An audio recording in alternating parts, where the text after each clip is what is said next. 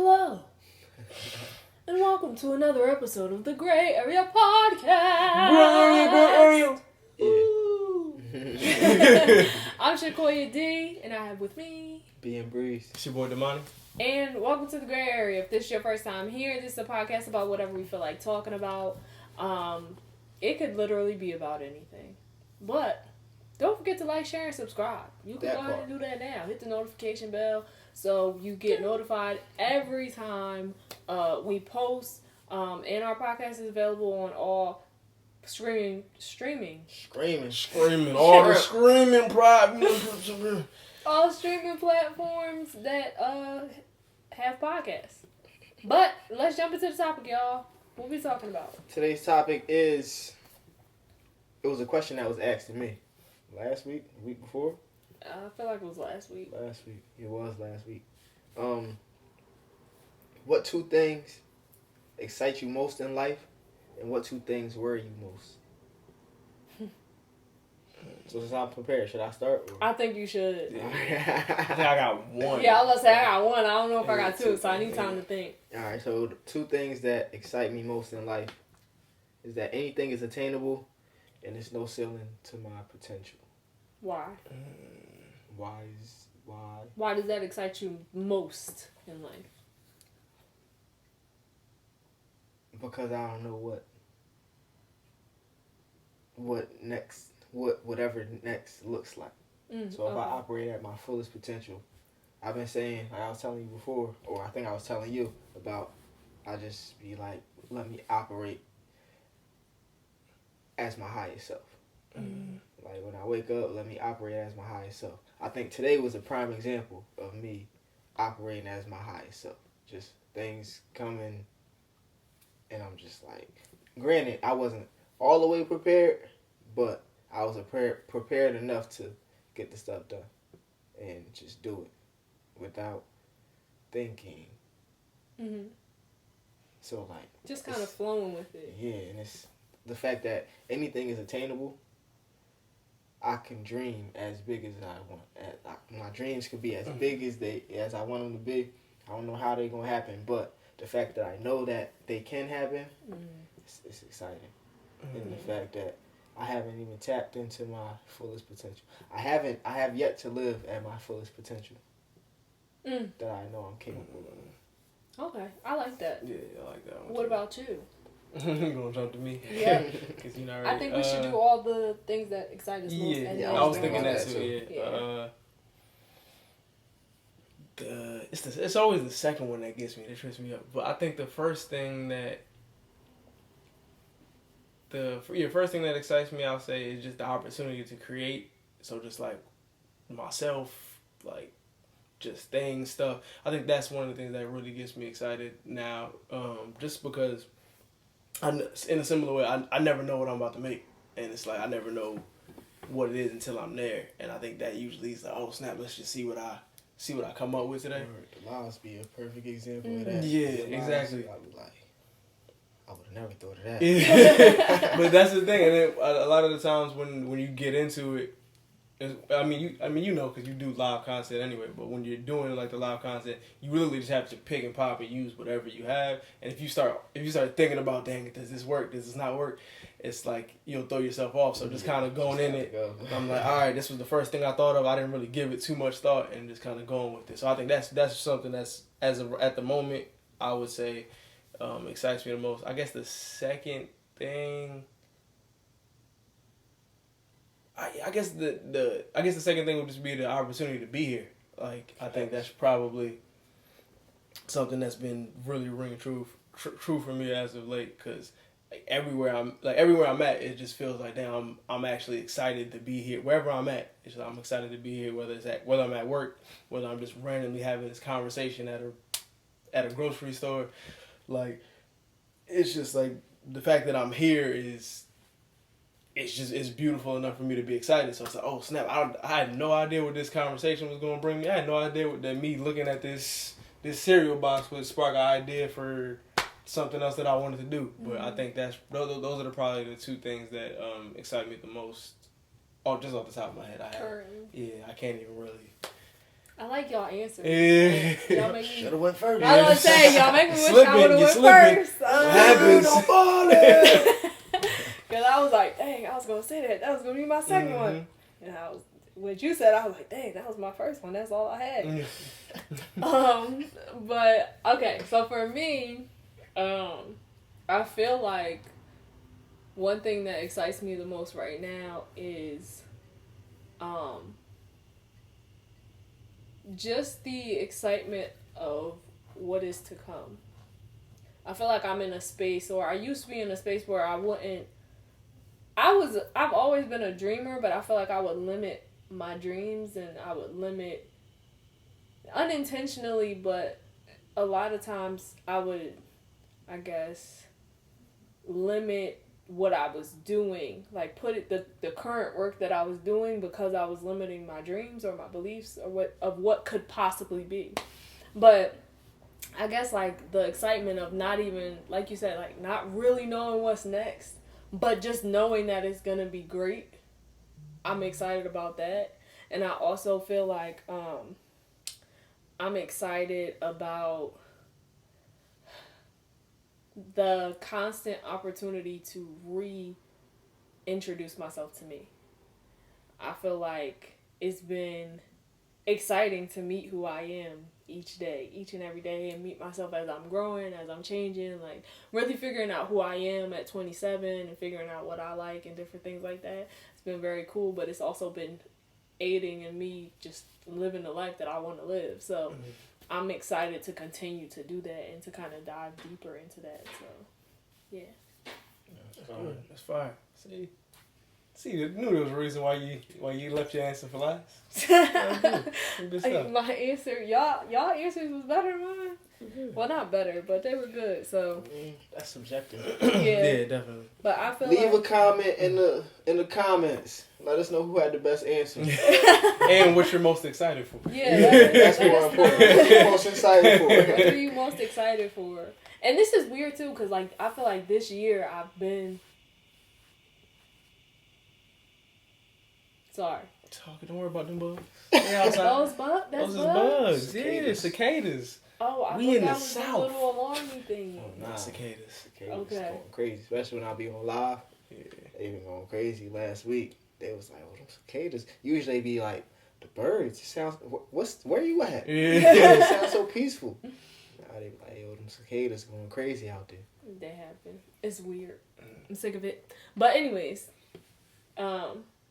I was just thinking like this is the first year that I'll be excited, but I feel like this is the most excited I've been for what is to come. Yeah, I feel like that too. Just because I don't necessarily have any expectations. Right. Like, I know where I'm going, but I could adjust. It's easier to adjust when I'm not looking for this, and this to happen, or hoping. Like I say I want this, but I'm just hoping. Like, bro. Even with it, like manifestation, you still gotta put in the work. Right. Like, you could think about it as much as you want, but you gotta do the work. You can experience it in your head, but it's not going to materialize until you actually walk towards it as it's coming towards you. We doing the work. That's why every day I just be like, yo, we really doing the thing. Like, I just be proud of me, proud of y'all. Word. Going crazy. Nah, it's dope. It's dope. I think, especially for the future, like I think a lot of the times we look at the future kind of being nervous about it most of the time. Like, I have no clue where the next steps are, but I think that's like kind of how you were saying.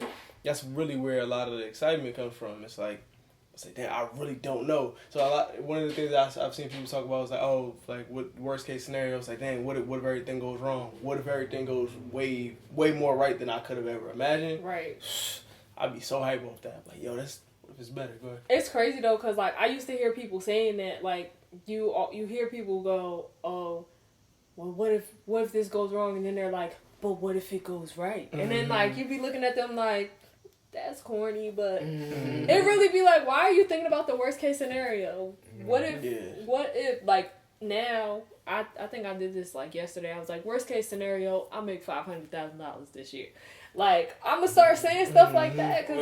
Worst come to worst, you know, I'm gonna be on somebody's beach. Right. Yeah. Pina colada. Why am I speaking negativity to like into my world? And then you start worrying, only thinking about that, and then that's what materializes because your actions start to go towards that type of thing, or you're so focused on trying to avoid that from happening, and then it actually comes into your world. So. And I watched Will Smith on David Letterman thing, and he was talking about the one thing that stuck with me. He was like, I may be saying the percentage wrong, but I believe he said 99% of the things, the worst things you think could happen, they don't happen. Right. Like, they only exist in your mind. Mm-hmm. I believe that. Because we think about the most outlandish stuff in our heads, and it's like, bro, why am I even where did this idea come from, you know? Yeah. And like, I don't know. It's funny because I think about all the times that of things that I swore I was right about and then realized I was wrong about. Right, completely wrong. Like just, and then so when I start thinking about, dang, I was so off with this. I was like, well, I mean, I'm having this wild thought.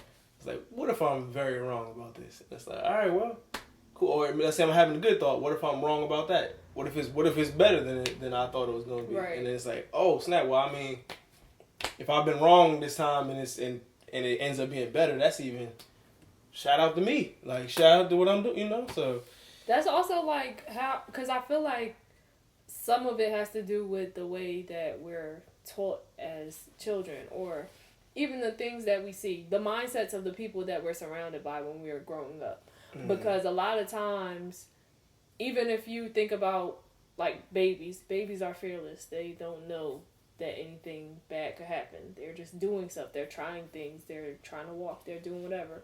They don't know that something is a negative thing or that something dangerous could happen until somebody else around them panics. Mm-hmm. So then they're like, then you start processing that like, oh, I fell. This is bad. Or you're like, or, I'm sorry, I'm trying to gather this thought. I messed up. Yeah, or it translates into I messed up. This is a bad thing. Or, okay, now I know that when I'm walking, I could fall and it could be really bad because mom was like, ah, and then I was like, ah, you know. I don't know what's happening. I just know clearly this was a bad thing. So, but it starts to materialize as you get older, and then you start thinking about, oh, well, if I do this, even like with the bungee jumping thing, not bungee jumping, the skydiving thing, I don't know what could happen. I don't think that it's going to be a bad experience, but I feel like whatever millions of random thoughts could pop into my head is what was stopping me from feeling like I was comfortable doing it. I haven't done it yet, but even going on the float, I was terrified. When he first told me about doing a sensory deprivation float, he showed us the video. I was scared out of my mind. They was like, it felt like I left my body. And I'm just like, what do you mean you left your body? Where'd your body go? And I'm freaking out. And it's like, but it's like, why am I thinking like, oh, what if this goes wrong? What if I have a panic attack? What if that? But it's like, what if this goes really right and you get to connect with yourself? Stand up. Right. And connect with God and stuff. And then we went on the float, and I was fine. Yeah. I was able to process some things that I needed to process. Yeah. And that's the thing, because for me on the opposite side, I watched the video, and I was excited. I was like, yo, I don't know what I'm about to be able to think about. Let's just see. Maybe I'll write a whole novel in there while I'm in there for 90 minutes, you know? So, well, at least with that specific thing, I was a lot more like, I don't know, and the fact that I didn't know excited me. And I think that's a lot when we talk about with kids. They don't know anything until they try stuff. So they're like, oh, let me touch. It's like, and your parent is like, that's hot. But you like, what is hot? Because I don't really, let me just try it out. And it's like, but I mean, of course, it's how you learn. But yeah, it's just, I don't know. For me right now, it's the most exciting it's been. Because now it's like, I'm not afraid of failing, because I think if anything, I'm more afraid of not trying than failing. For me, it's like the fact that I'm actually doing. Me doing takes away the free time that I have to worry about what I Just used to to worry. worry, Like, yeah. just to worry. Like, I'm actually doing the stuff. So I see the progress that I'm making. And granted, I take a step back and reflect often. So I'm doing and I'm acknowledging the fact that I'm doing. And it's like, wow. Yeah, you doing something. Mm-hmm. But then it's like when you're not worried so much, you also reflect differently. Hey, yo, I'm doing it again. Man, what you doing? The last time I did a 90 days, the mindset shifted. But this time what? This time is where it all materializes. And how you gonna make that happen? I've created a journal where I'll set my daily intentions, to-do lists, daily wins, and reflect on my progress weekly. Oh, word? Let me get one. Just tap the link in my bio. But yeah, you even you start to reflect differently when you don't worry as much.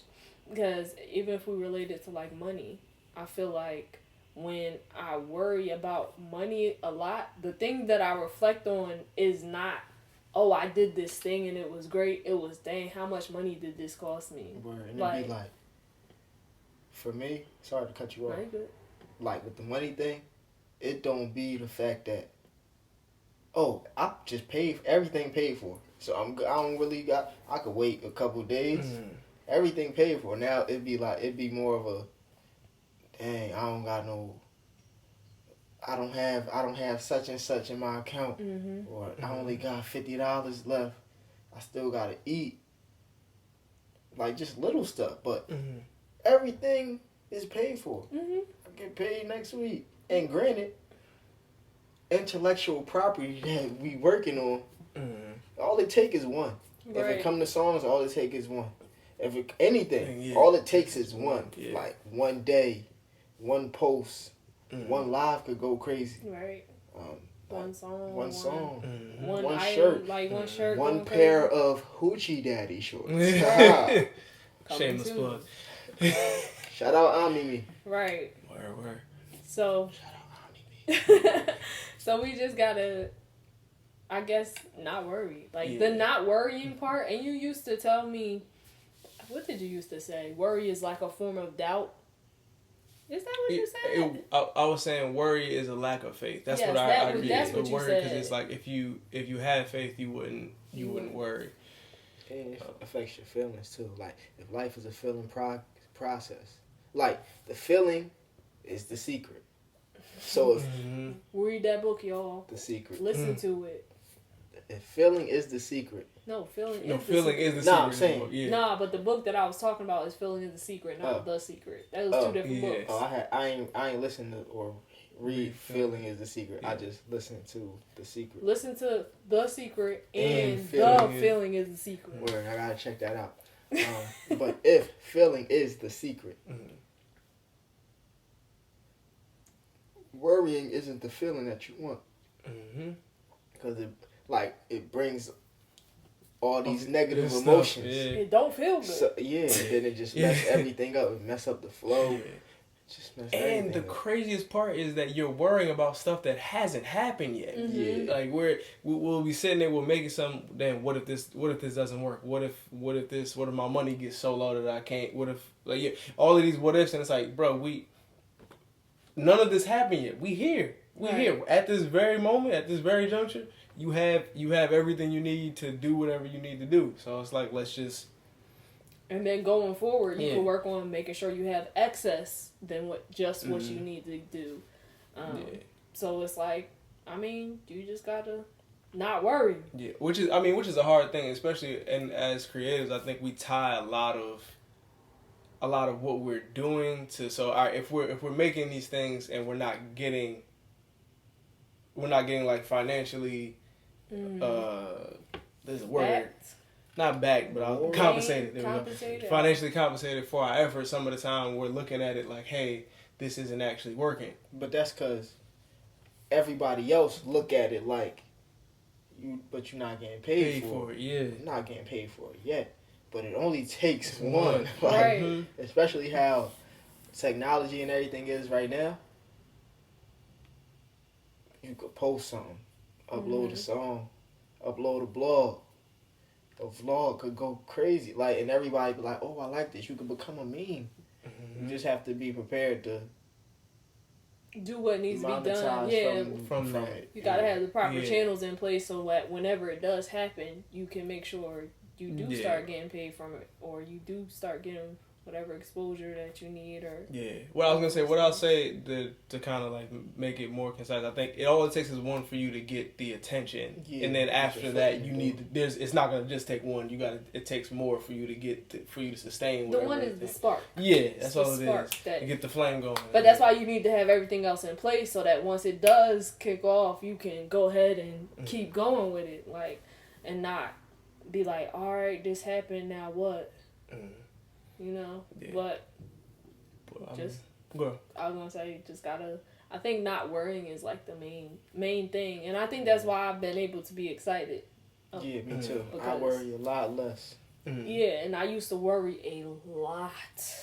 Likewise, and that actually transitions back into the original question, the second half. What are the two things you worry about most in life, right? Did you have your answer already? Or? Definitely forgot that. Was the second half.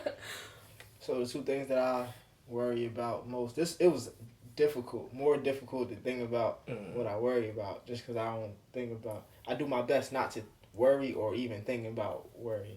But my two were like, what if I'm not doing enough? And then the other one was, what if I'm doing too much? Like, what if I'm doing too many things at one time? That's Sorry, fair. y'all. That's fair. Yeah, I was my feet up. getting comfortable. But that was the first one was definitely was one of mine just off the top. I was thinking, like, what if I didn't try? What if I'm not trying hard enough? Like, what if that's the reason why I'm not seeing the fruits of my labor or whatever. But in regards to the second one, I don't even at the moment. I don't even really even know what the second one would be in terms. I mean, I guess it would be. I guess it would have been a money thing, just kind of like, just based off of like my parents and just how like life was before I started thinking this way. Just like in the feeling of not having enough. So I was like, what if what I have isn't enough? I guess. And I think that was probably my second worry. I think that y'all had longer words like stuff than what I was going to say. I condensed it to 2 words. I mean, that's good. My first one was the thing that I used to worry about the most is money. But now I'm changing my relationship with money, and I know that I have more than enough, right? And recognizing that. But I always used to feel like I didn't have enough money, or I needed to make more money, or what if I didn't have enough money to do whatever, or the fact that everything costs money. Like, I was worried about that. Like, I want to do this stuff for my music, but I also gotta pay rent. I also gotta pay for whatever bills, and it's like, now I'm worried about that stuff instead of just paying for this beat or paying for this copyright or whatever. And then the second thing was time. Like, my worry of not having enough time and not making enough time. I don't even think about time. Yeah, I did. I was definitely guilty of that, especially because of when I started making music. I was like 13, so thinking about like realizing that, and I remember I had a conversation with one of my cousins, and this was when I was 23. So she was like, "Oh, you 23?" She was like, "Oh, you cutting it close there for music." Yeah, but everybody be making it seem like people be so young. They be old. Yeah, like they don't be making it till they at least 30. Yeah, and it's a lot of people. But it's rare that people do actually. I mean, there are some who started out very young. Very young. I mean, of course, the Beyonces, the Michael, like they started out very young. So I mean, even the Chris Browns, everybody, right? But then there's the 2 Chainz. There's the there's like Lucky Day. Lucky Day. I didn't need when I found out he was 36, I was like, this makes sense why he's making music like this. I thought he was my age. This man got me by like 10 years. Mm-hmm. Like this, and I was just, my mind was blown. So I think like adjusting my relationship with time, I think that's definitely one of the things that I've had to. And then that actually helps with being relatable and feeling out of touch. A lot of people, once I'm such and such age, I can't relate to so they immediately eliminate themselves from whatever they think the young people are doing. Mm-hmm. Yeah. I know for me it was a lot of, because I think some of it was more so like, oh, I'm still working a 9 to 5. So like I'm not devoting the time that I want to my craft, or I'm too tired to make time to do whatever, but it was more of a time management and a scheduling thing that I realize that now. But at the time, it was just like, oh dang, it's not enough time, and I'm getting older, and it's like, it's fine. Like, just do the work. Like, whenever you have the time, do it. Make the time. You are in control of your time. You know you work these hours. All right, outside of those hours, figure out what works for you. Figure out, take some extra naps if you need to, and get it done. That's what I'm trying to get into the habit of, approaching stuff for me like I would approach something for other people. Yeah. Yep. So like even like I've been saying, I'm getting up at 4.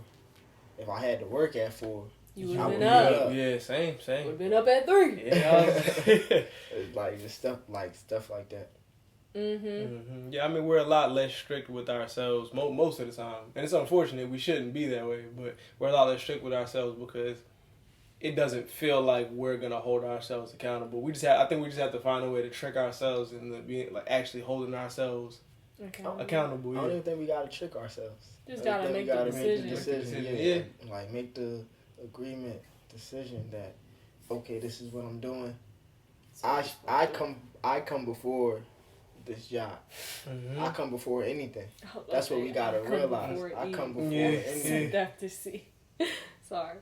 I still be using that. I do too. I do. I'm like, hold on, that doesn't believe. Set to see. Okay, receive. Got it. My bad. But yeah, that's the thing. And that's what I've been working on too, putting myself before anything and anyone else, because of the fact that if somebody else needed me for something, I would find the time to help them do whatever. I will find the energy.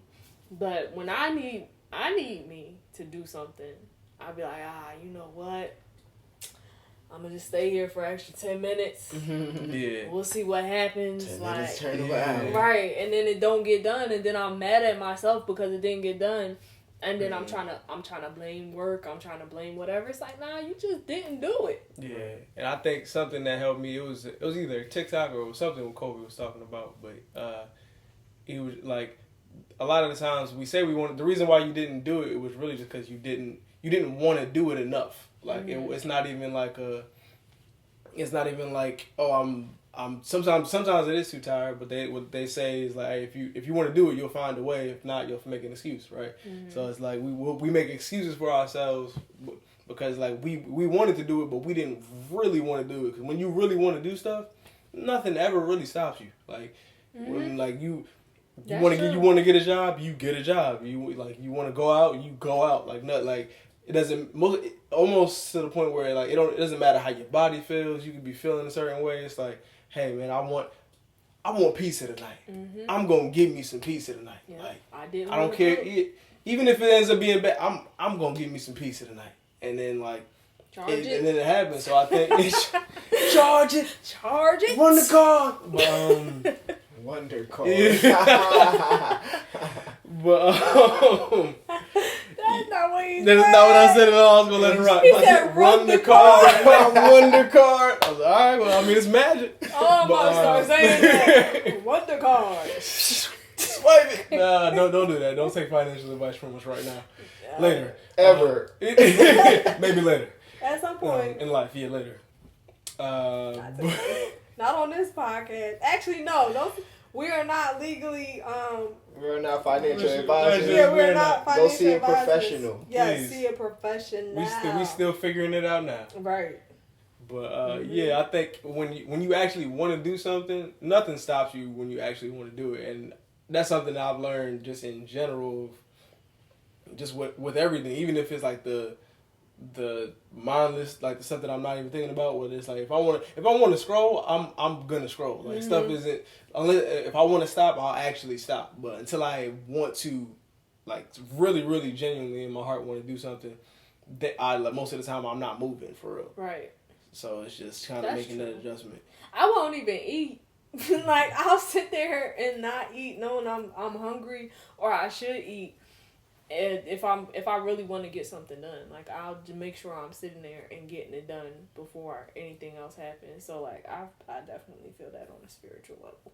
Like I don't know, but yeah, that was my thing. Sorry y'all, I ordered food, and they said that they approaching with my order. Wrap it up then. Yeah. But yeah, I feel like time is one thing that I used to worry about. Something that I'm still currently working on these things, but something I really used to worry about a lot. Time and money. But since I've started working on these things, it's done me some real good. It's fire. It's fire. But I definitely like we were just talking about, like you have to make the decision to do it. You have to. Without making a decision, everything just up in the air. But even with decision making, you have to know that you are the person who's making the decision. Like, and that comes with accountability. Like, you have to take accountability for everything. Just like, yeah, take accountability for everything and make the decision that okay, if nothing is going to happen unless I make it happen. Mm-hmm. I'm not getting up unless I decide to get up. Mm-hmm. But a lot of people like to point the finger or be like, you know what, I'm not going to do this because I got to work in the morning. So this could wait. This thing for myself could wait because I got to go do something else for Somebody such and such. else. Yeah.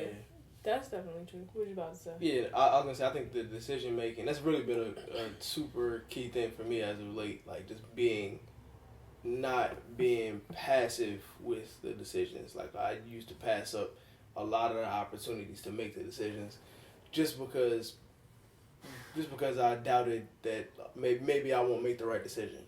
You know, and being okay with making the decision and being okay with making the decision and seeing seeing the results, good or bad. I think that was like a super important thing for me. And just when you a lot of times when you make decisions, and I think it's also kind of like linked to goals. It's easy once you make the decision. It's so much easier to map out whatever the goal is because like it's clear. It's like I already know what I'm gonna do. I already know I'm doing this, so I might as well figure out. I mean, you got the end goal, so you can start at the end. I made the decision to do this, so okay, I know I gotta do this, and this to get here. But before I get here, this, and this has to be done. It makes it easier once you accept the decision. I definitely agree. I feel like what I used to do is not even make the decision on the goal. Like I was so indecisive in the past, and I was very aware of it. Like, I would tell people. Like, I'd be like, no, I'm just really indecisive. So if you want to just go ahead and make the decision, like, I'm fine with that. Or I would go back and forth and then, like, we ask people, like, what you think? What you think? What you think? Now, I think I should do this. Maybe I think I should do this. Da-da-da-da. And it's like, I wasn't making decisions on nothing. And I feel like me knowing, and okay, I'm not 100% sure, but I wonder if it's either that I felt like the decision wasn't mine, like I didn't have the power to actually make the decision, or if I was like scared to make a decision, maybe because of the accountability piece. But a part of me feels like it was like I guess I didn't give myself permission to make these decisions. And that's one thing that I've been learning about myself is like, even though I'm making the decisions, certain things, I still just gotta keep giving myself permission, like, it's okay to focus on yourself, like, and once it's okay to, I don't know, order food if you feel like it, you know, even Make a decision. right, and it's so. okay to pivot once. Like I think That you have to. I think the important thing is to, all right, if you're gonna make the decision, make it initially, and then if you decide after you've already made the decision to change your mind, then I think it's fine. But never really, I think I kind of want to. We should go. No, we should. It's like not make the decision, and if you want to change your mind, that's fine. Mm-hmm. But I think a lot of times we're like, should I not? And then you don't, and then stuff happens, and then you're like, I should have just like, and it's like, it's your fault. Like, you didn't make the decision. Or you decided not to take the lead on this. So that's why this turned out like this. Even if you knew it was going to turn out like this. It's on you. Sometimes it was, looking back at stuff now, it's like, I'm so nonchalant that I could care less. But, like we was talking about yesterday when we was talking about introvert, extrovert, and I was like, I got to a point where in my head I'm thinking I'm too old to be, like, regardless if I'm an introvert or extrovert, I'm too old to be like this, quiet, shy. Like when it's time for me to say stuff, like I'm too old to be moving like that. And then that even goes with decision making, whether or not I care about, like, something, what you want to eat. I don't care. Got kale and chickpeas. But we could just talk about relationships. As a man, it get to a point where, like, just make a decision. Like, a lot of times, if we talking about making a decision and taking the lead, a lot of women just want you to make a decision. Yeah, I mean, but that's a real thing, because I think a lot of people again are afraid of making the wrong decision, because if I make the wrong decision, that means, again, and you talked about it before about the responsibility of being in power or whatever. Is if I make the wrong decision, that this affects more than me. So I think, at least in relationships, I've seen people, all right, well, they don't say it, but it's almost like I'm afraid to make this decision because it's not just affecting me. But I think the important thing is, hey, if I make the decision, we just got to roll with whatever happens. You have to trust the person that you're giving because if you're going to give the power to somebody, you have to trust that they're going to make the decision. Because if you don't trust that they're going to make that decision, then you shouldn't give them the power to do so. Yeah, I agree. I mean, I get it. Sometimes I just don't be wanting to make the decision. I would rather you make the decision, and I think I'm in a space now where it's like, if I give you the power to make the decision, at least in the relationship, I don't know about just in everyday life, just giving people, like, you know what, you make the decision. I'm not there yet, but I was about to say something. Let's go back to when we was talking about age and you're 23, so you cutting it close. But the older you are, once you really start doing stuff, it's no way that it's possible, but it's harder to be taken advantage of when you know things. Like when you're younger, it's like now people complaining about bad deals. I ain't know nothing about I had this bad deal, blah blah blah.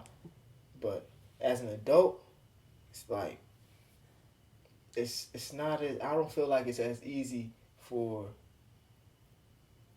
You can only put the blame on you. Yeah. At the end of the day, that's what I'm trying to say. Like it's all on you. It's not like, oh nah, my parents was involved. They did this. No, I chose to just sign it without reading it. I chose to do this and this without consulting the proper people. It's all on you. So it makes it feel like it makes it. Certain aspects of it, it's a little bit easier because like I know now. Or I even heard enough stories to be like, oh, no, I'm about to read this whole contract. Or I'm going to bring a lawyer in here with me that's outside of the record labels, that like, but still an entertainment lawyer. Like, just you know enough to be like, all right, I'm not gonna do that. I'm gonna do this instead, or okay, I might take this from. It makes it a little bit easier, but even in that, you feel more confident in the decisions that you make because a lot of times you're older. And you've been through things, and you're not as naive. Mm-hmm. I'm not just trying to get on. Right. Like I've been. Yeah, I mean, like, it's like for me. Sorry to cut you off, but it's like levels to it. Mm-hmm. Even whatever journey that you're on. I don't even know what I'm trying to say. Go ahead. No, you good. I just know it's levels. Like, yeah, no, I think there definitely is levels, and I think if you just look at the examples of like, even in music, again, like Jay-Z's first album didn't come out till he was 26, 27. I think he was 26.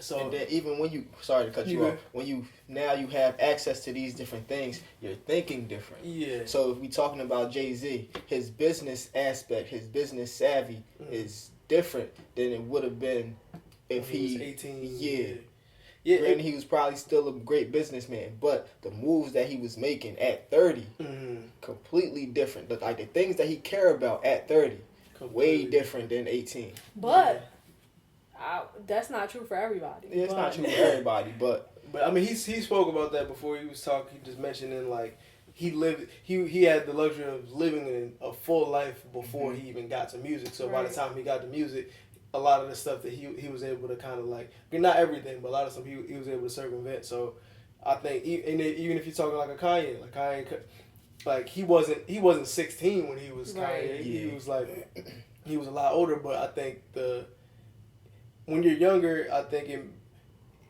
a lot of the times we're not as comfortable with making decisions, the decisions, and seeing how much power comes with making decisions. Standing on whatever you like. I want this like this. So it's gonna be like this. Even go to Kanye.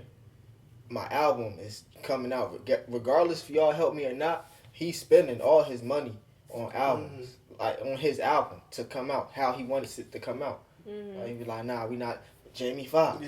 Yo, nah, just sing it like this. Like if you was 16, 17, and you got a song with Jamie Foxx, Jamie Foxx was Jamie Foxx when he made that song. Right. Yeah, he was. So it's not like ain't no little kid like, nah, Jamie, we not doing it like that. On your first album, some people. But I think that's the thing. Some people, that's what I mean. A lot of people will call them like prodigies or whatever. Some people get to that place a lot sooner than other people. So some people are a lot more comfortable with it, and that's why they're like, they end up the super young. That's who we glorify in music most of the time. The super young people who have been able to make those decisions confidently, and they don't. It doesn't take them as long. For most people, it doesn't take them. It takes them a lot longer. So it's like if I'm 16 in front of Jamie Foxx, I'm just trying to soak up more game. I'm just happy that he on the song. Yeah, exactly. But it also depends on what you go through. So it's like you don't know what you went through before you got here at 16, and then versus just Kanye being 20 something and being like, yeah, nah, don't sing it like that, sing like this. All of that is necessary. All of that time, whatever that time period is necessary for you to be able to make the decision. But you have to go through whatever it is you got to go through to be able to make it. Long story short, sometimes it takes people longer to bake. It's a slow bake. Sometimes it's a slow bake. Sometimes it's a fast bake. But you still gotta bake. Yeah, depending on who in the kitchen. That's it. Right. But, I mean, decisions are important. But the power or the knowledge of the power to make the decision is very different. Like, it's definitely a game changer.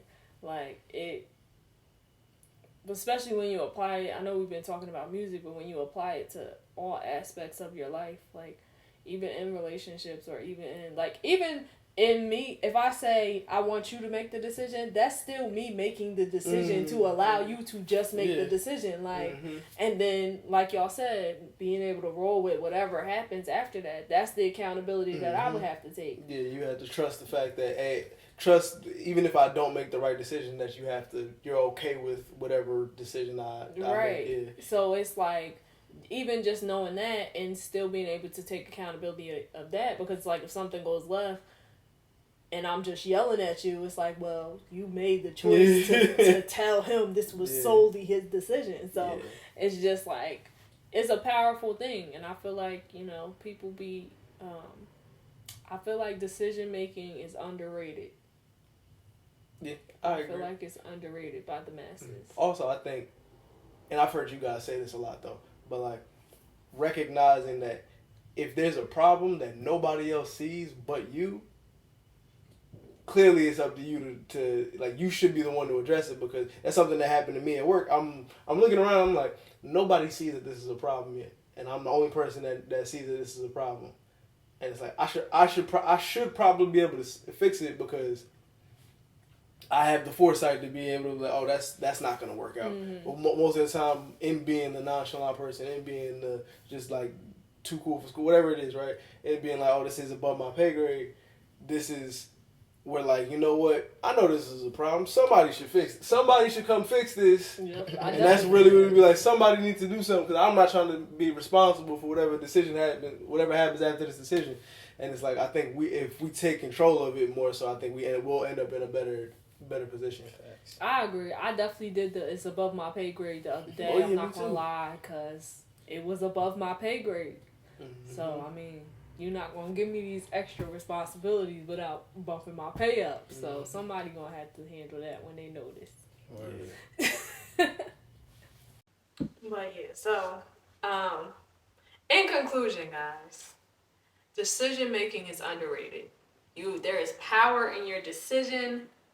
Even not deciding to do something is a decision. So make sure that y'all are making the choices in your life, even if it's just, I'm going to wake up at 2 minutes earlier than I used to.